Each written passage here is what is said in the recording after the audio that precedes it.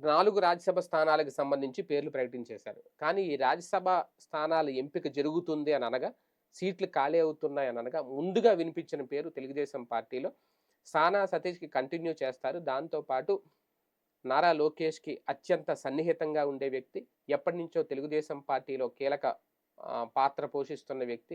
ఎప్పుడు మొన్న కూడా నారా లోకేష్ చేసిన పాదయాత్రలో ఆయన కూడా ఉన్న వ్యక్తి కిలారి రాజేష్. ఆయన పేరు బలంగా వినిపించింది. సానా సతీష్‌కి, కిలారి రాజేష్‌కి కన్ఫర్మ్. మిగిలిన 2 ఎవరికిస్తారో అనేది మాత్రం వినిపించింది. కానీ ఫైనల్‌కొచ్చేసరికి కిలారి రాజేష్ పేరు స్కిప్ అయిపోయింది. ఎక్కడా కనిపించలేదు. ఆయన ఊసే ఎత్తట్లేదిప్పుడు. ఒకటి ఈ ఎంపిక జరిగే సమయంలో నారా లోకేష్ గారు ఇక్కడ లేరు. అలాగే నారా లోకేష్ గారికి తెలియకుండా జరుగుద్దా?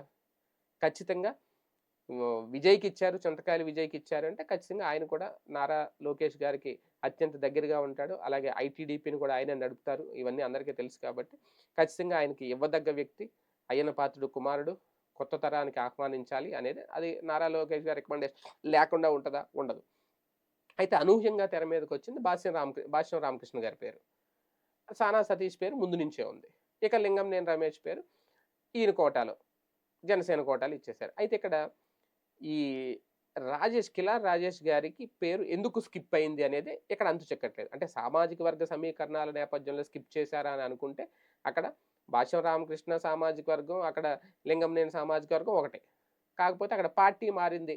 మేము ఒక కమ్మకి, ఒక కాపుకి, ఒక బీసీకి ఇచ్చామని చెప్పుకోవడానికి ఈ నిర్ణయం తీసుకున్నారు.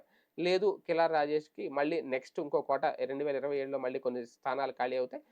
ఆ కోటాలు ఇస్తారు. ఏదేమైనా ఆయన పేరు స్కిప్ అవ్వడం వనక ఏదో కీలక నిర్ణయం ఉండే ఉంటుంది అనేది ఆ పార్టీలోనే జరుగుతున్న చర్చ.